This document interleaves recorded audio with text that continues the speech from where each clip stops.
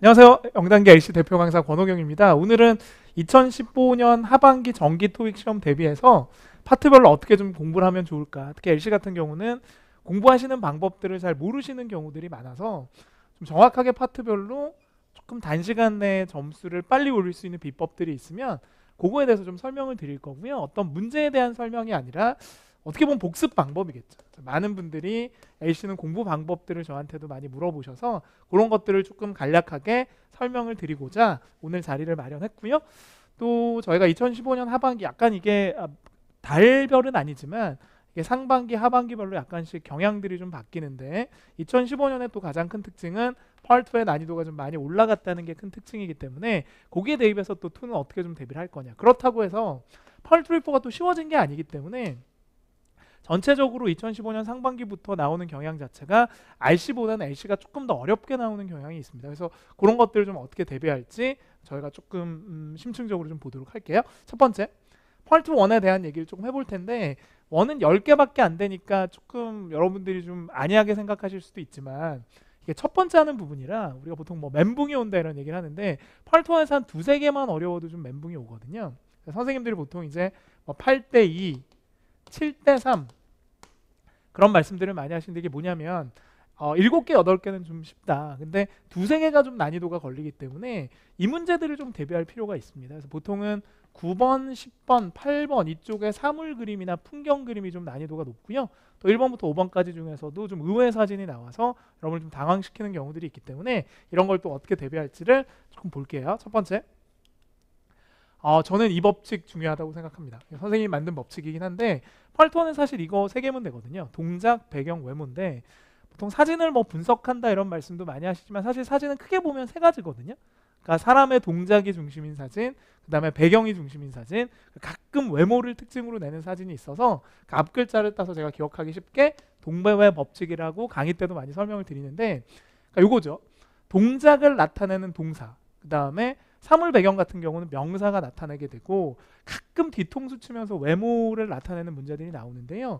결국 여러분들이 사람이 나오는 그림은 동작을 봐야 되지만 의외로 요즘은 사물이나 배경을 주인공으로 하는 문제들이 있기 때문에 거기에 대한 대비, 그리고 사람을 조금 클로즈업하게 찍는 사진은 외모 문제들을 냅니다. 뭐 잘생기고 못생기고 이런 게 아니라 뭐 안경을 썼는지 뭐 모자를 썼는지. 근데 요즘 좀 더 어려워졌죠. 반팔인지 뭐 앞치마 이런 것들, 뭐 조끼 이런 것도 나오기 때문에 이전에 비해서는 이 외모 관련 어휘들도 좀 다양해졌다라고 봐요. 그래서 보통 이제 입고 있는 상태를 나타낼 때 웨어링을 주기 때문에 그 뒤에 나오는 명사를 잡아라 그런 얘기를 많이 하거든요. 그래서 크게 봤을 때 이 세 가지로 해결을 해라. 큰 그림이고요. 두 번째는 그럼 어떻게 대비를 할 거냐? 펄트 1은 어떻게 공부를 하고 어떻게 대비를 할 거냐? 가장 기본은 이겁니다. 펄트 1에만 많이 나오는 명사 동사가 있는 거예요. 그러니까 이건 의외의 경우인데 아주 점수대가 높아도 원에서 꼭 한두 개를 틀리시는 분들이 있어요. 그러니까 LC가 막 한 480이에요. 근데 펄트 1이 두세 개를 틀려. 그런 경우도 아주 드물지만 있거든요. 그게 왜 그러냐면 펄트 2, 3, 4의 중요한 단어들이나 독해 있죠. 그러니까 5에서부터 7까지 RC의 중요한 단어가 아니라 1에서만 나오는 단어들이 있어요. 그러니까 그런 걸 공부를 안 하시면 의외로 1에서 어떻게 보면 실수하실 수도 있거든요. 그래서 이런 것들 좀 많이 아셔야 돼요. 그러니까 제가 수업 때는 이런 것들 따로 떼서 많이 외우게 하는데 뭐 예를 들면 보행자라든가 이런 게 RC에선 거의 안 나오거든요. pedestrian. 보통 단어 외울 때는 발음하고 억양을 같이 외우셔야 돼요. 그러니까 LC용 단어들은. 그 다음에 curve 같은 게 연석. 우리가 그 인도하고 도로하고 경계석을 얘기하는데요. 이런 건 이제 다른 파트에서 잘 안 나오죠. 스트롤 같은 거는 그래도 좀 나옵니다. 걷다라는 뜻이고, 디그는 땅을 파다, 디깅. 그 다음에 모으는 잔디를 깎다인데 이런 단어들은 사실 다른 파트에서는 거의 안 나와요. 그러니까 이런 명사, 명사, 동사, 동사들을 좀 정리를 잘 하셔야 되는데 사실 이건 그냥 글자로 하시는 것보다는 문제를 푸시고 난 다음에 복습을 하시잖아요. 그때 다 문장을 듣지 말고 중요 단어들을 되게 세게 발음하는데 그때 그 단어를 듣고 받아 쓰거나 따라 읽어보는 거죠. 그래서 딕테이션도 괜찮고 따라 읽기도 괜찮고 쉐도잉도 괜찮습니다만 굳이 전체적인 문장을 다 볼 필요는 없어요. 왜냐하면 그럴 시간이 없어요. 우리가 파트 1까지 걸 다 쓸 시간이 없기 때문에 중요 어휘들을 잘 잡아내셔야 됩니다. 그래서 제가 뭐 한눈에 보여드린 보통 파트 1은 명사, 동사, 명사순이거나 문장이 아니면 명사, 동사, 전명구 이런 스타일로 되어 있기 때문에 여기 나오는 명사, 동사, 명사를 듣고 받아 쓰거나 따라 읽어주세요. 그리고 두세 번을 들었는데 안 들리면 빨리 스크립트를 보고 그 단어를 외운 다음에 다시 덮고 따라 읽어주는 스타일로 하시면 돼요. 굳이 쓰시지 않으셔도 잘하시는 분들은 큰 소리로 따라만 읽어줘도 이 단어의 발음들이 머리에 딱 입력이 되기 때문에 훨씬 더 문제 풀 때 쉬워집니다. 그런 식으로 해서 문제를 많이 푸세요. 그런 다음에 푼 만큼의 단어를 외워주시면 문제 푸니까 스킬도 늘고 그 다음에 유형도 알게 되고 단어까지 알게 되니까 그런 식으로 공부하시면 될 것 같거든요. 그래서 가장 기본적인 게 이거다. 그 다음 세 번째는 받아쓰고 큰 소리로 읽어라. 아까 말씀을 드렸었죠. 그래서 항상 제가 좀 싫어하는 게 수동적 청취입니다. 그냥 듣고 막 이해하는 거 있죠. 맞아, 막 듣고 막 이런 거 말고 직접 내가 말해보거나 그러니까 이런 걸 아웃풋이라고 부르는데요. 그러니까 인풋이 들어가면 그걸 반드시 발화를 해줘야 이게 내질러줘야 이게 머릿속에 오래 기억이 나. 애기들 보면 또 제가 애기 빙의를 한번 해야 되나? 애기들 보면 엄마가 바로 알려주면 막 따라하잖아요. 뭐 나무 그럼 나무 막 이러잖아. 그거를 말을 하는 애들은 듣기가 되게 빨리 늘어요. 근데 막 나무 했는데 혼자 막 이러면 실제 별로 안 늘어요. 자기는 이해하는 것 같지만 말로 해봐야 그게 딱 머릿속에 들어오기 때문에 그런 것들이 좀 되게 중요하다고 생각이 들어서 큰 소리로 능동적으로 복습을 하자. 또는 많이 써보자. 그렇죠? 말하기가 힘든 상황일 수 있죠. 도서관 이런 데서는 딕테이션도 도움이 될 수 있을 것 같습니다. 마지막으로 조금 어렵게 하자면 이게 약간 전문적인 거긴 한데 수동 진행형 이런 거 있어요. be, being, pp 이런 거. 그다음에 상태 동작이 구분이 되는 단어들이 있거든요. 예를 들면 be, pp는 상태고 being이 들어가면 동작이에요. 그래서 반드시 사람이 있어야 되고 동작이 있어야 된다. 이런 구분도 있고 그러니까 이런 거 잘 들으셔야겠죠. 시험장에서 듣는 연습. 그다음에 이게 둘 다 입다라는 뜻인데 우리말로는 얘는 입고 있는 상태. 저처럼 지금 안경을 쓰고 있으면 wearing이고 put on은 또 입다인데 실제 의미는 쓰려고 할 때 이렇게 써요. 그러니까 같은 단어인데 우리말로는 상태고 동작이고 하는 애들이 있어요. 이런 것도 있고 타다의 ride, board 이런 것도 있고 이런 것들이 몇 개 있습니다. 그래서 그런 것들도 같이 여러분 공부하실 때 더불어 정리하시면 도움이 많이 되겠죠. 그래서 제가 완벽하게 다 할 수는 없습니다만 큰 틀에서 중요한 포인트를 잡아드렸기 때문에 이런 식으로 이제 문제를 푸실 때 연습하고 외워두고 구분하고 하시면 원은 좀 정리가 될 것 같고요. 이제는 많은 분들이 어려워하신 투, 이게 이제 오늘 가장 중요한 포인트가 될 텐데 그럼 투는 어떻게 준비를 할 거냐 그리고 어떻게 공부를 할 거냐. 선생님 강의를 들을 수도 있고 혼자 독학할 수도 있고 다른 선생님 강의를 들으실 수도 있지만 과연 어떻게 해야 내가 잘 복습을 하고 펄2 능력을 키울 수 있을까. 첫 번째, 제가 제일 많이 말씀드리는 건 이거예요. 질문하고 보기 3개인데 진짜 중요한 건 질문이거든요. 아무리 보기 3개를 잘 들어도 질문을 못 들으면 꽝인 거예요. 그러니까 본질이 질문에 있는데 그럼 이 질문 어떻게 할 거냐. 그냥 대충 듣고 계속 스킬을 익히고 이게 아니라 오히려 암기를 하는 거죠. 많이 나오는 건 정해져 있으니까. 근데 통째로 외우기가 힘들면 우리가 스피킹 하면은 다 외워야 되거든요. 토스 같은 거 하면. 근데 이게 리스닝이니까 우리가 다 외울 시간이 없다면 중요한 것들을 이 덩어리로 암기하시면 너무너무 도움이 돼요. 그래서 우리가 이런 걸 저기서 흔히 청크 학습법 이렇게 부르는데 요즘 이 청크들을 많이 강조를 하거든요. 토익 외 다른 어린이 학원 이런 데 가도 이런 걸 많이 외우게 하는데 예를 들면 어떤 거냐면 이런 거죠. 예전에는 원하다 그러면 want 이렇게 외우셨죠. 원하다는 want. 근데 펄2 공부할 땐 그렇게 하지 말고 이걸 세트로 외워요. 펄2에는 이게 많이 나오거든요. Do you want입니다. 한 단어처럼 이렇게 되겠죠. Do you want 이렇게 되겠죠. 세트로 외우는 거. 빨라지면 do you wanna가 될 텐데 이걸 덩어리로 외우는 거죠. 뭐만 하는 걸 원하니? 이렇게. 두 번째, why라고만 외우지 말고 이렇게 세트로 외워요. Why don't you인데 빨라지면 why don't you 이렇게. 뭐뭐 하지 그래. 이렇게 토익에 많이 나오는 청크가 한 200~300개 정도 되거든요. 이것도 200~300개의 청크를 그냥 달달달 외운다고 되는 게 아니라 문제 풀면서 하나하나 외워주면 문제를 100개 풀면 중요한 게 100개가 아니라 한 7~80개가 나와요. 중복이 안 되는 게. 그런 것들을 음원을 통해서 여러분이 자연스럽게 문장으로 익혀야 되기 때문에 실제로 어떤 분들 막 이렇게 알려드리면 잘 나오는 거 알려주세요 그러는데 그렇게 제가 말로 해드린다고 되는 게 아니라 문제를 풀면서 자연스럽게 익혀주시는 게 좋습니다.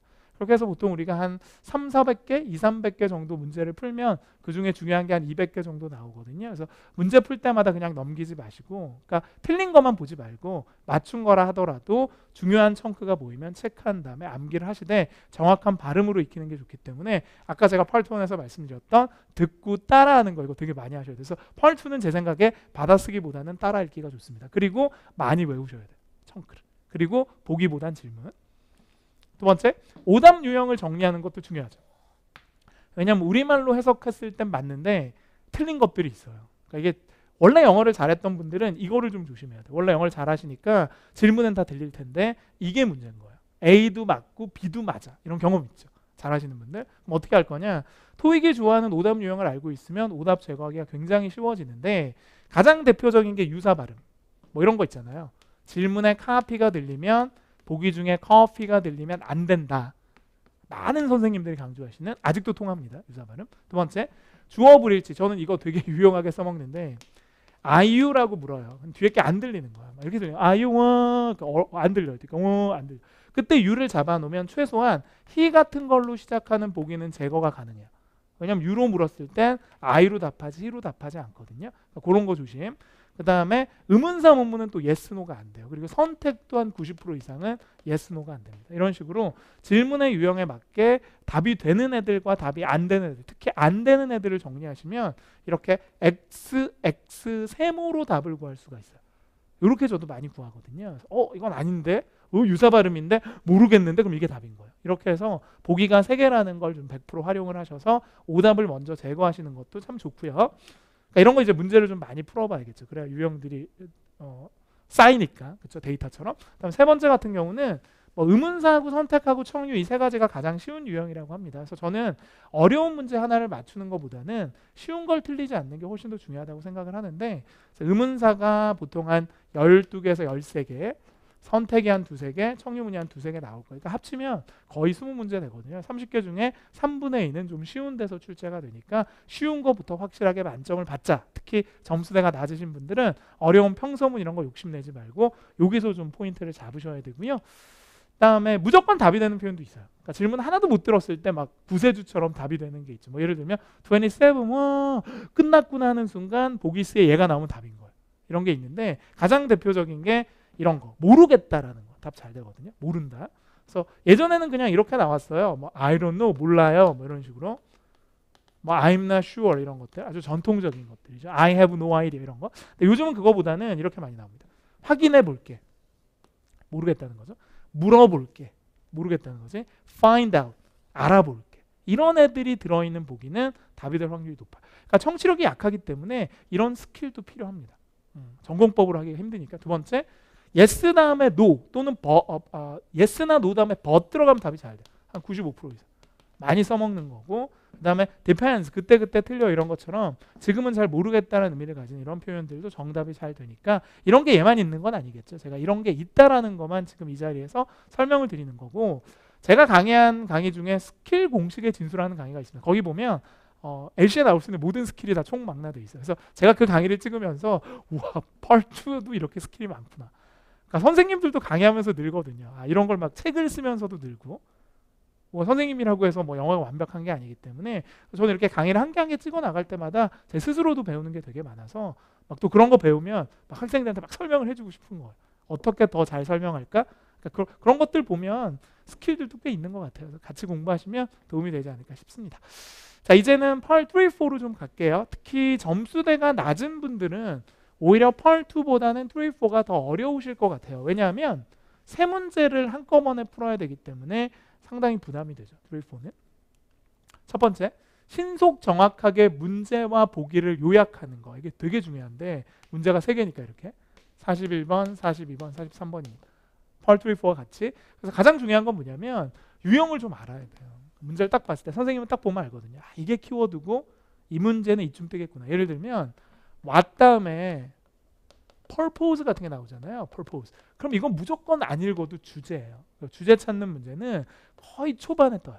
의문문이나 명사를 세게 발음하거든요. 그러니까 각각의 문제마다 틀이 있는 거죠. RC 문제 푸는 것처럼. 이거는 이거다. 이런 게 있으니까 사실 LC도 이런 게 필요합니다. 어떤 단어가 중요한 포인트인지 어디쯤 답을 노리고 들어가야 될지. 두 번째, 실시간으로 답하라. 이게 참 어려운 얘기긴 한데 들으면서 구하는 거죠.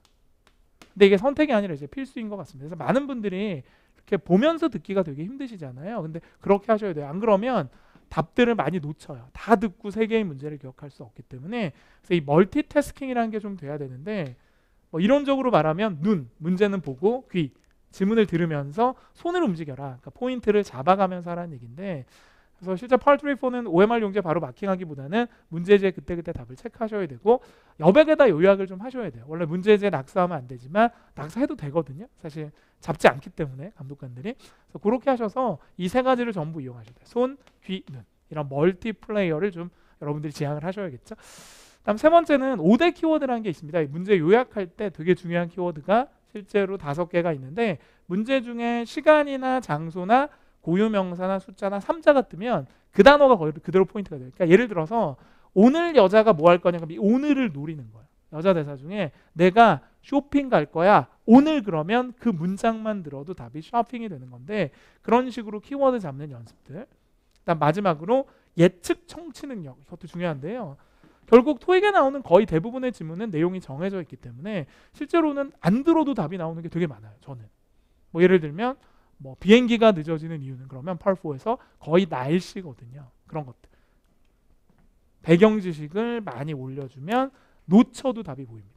그러니까 결국은 꼭 청취를 통해서 승부하는 게 아니죠. 이 토익이라는 건 시험이기 때문에 분명 시험은 스킬 유형이 있고 포인트가 있고 시간을 줄일 수 있는 방법이 있습니다. 그러니까 물론 열심히 듣고 단어도 외워야 되지만 이런 틀들을 같이 여러분이 정리하셔야 이게 시간이 줄어드는 거지 그냥 영어 공부하듯이 하시면 시간이 너무 많이 걸리겠죠. 그래서 그런 것들을 여러분들이 조금 수업을 통해서 배우시고 연습하시고 하셨으면 좋을 것 같다는 생각이 들어서 앞으로 제 강의를 들으시는 분들은 이런 연습들을 이제 많이 하게 되겠죠. 그 틀 안에서 토익 어떤 틀 안에서 문제의 답을 구하는 그러니까 막 들어서가 아니라 뭔가 좀 줄여주는 그리고 혹시 놓쳤을 때도 답을 찾을 수 있는 이런 능력들을 좀 배양하는 게 중요하기 때문에 이런 전방위적으로 여러 가지 방법들을 갖고 토익 강의를 할 겁니다. 그래서 시간을 좀 더 여러분이 줄여서 LC에서는 좀 고득점이 나올 수 있도록 최선을 다할 테니까 여러분들 이제 앞으로 제 수업을 들으시면서 또는 개인적으로 공부하시면서 이런 여러 가지 것들을 좀 정확하게 알고 정확하게 좀 배우시고 그 다음에 제대로 복습을 하셨으면 하는 바람에서 오늘 강의를 준비했고요. 저희는 이제 강의에서 뵙고 저는 항상 이렇게 강의 끝낼 때 화이팅하고 끝내거든요. 그래서 화이팅 하셔서 오늘도 보람되게 공부 열심히 하셨으면 좋겠습니다. 화이팅!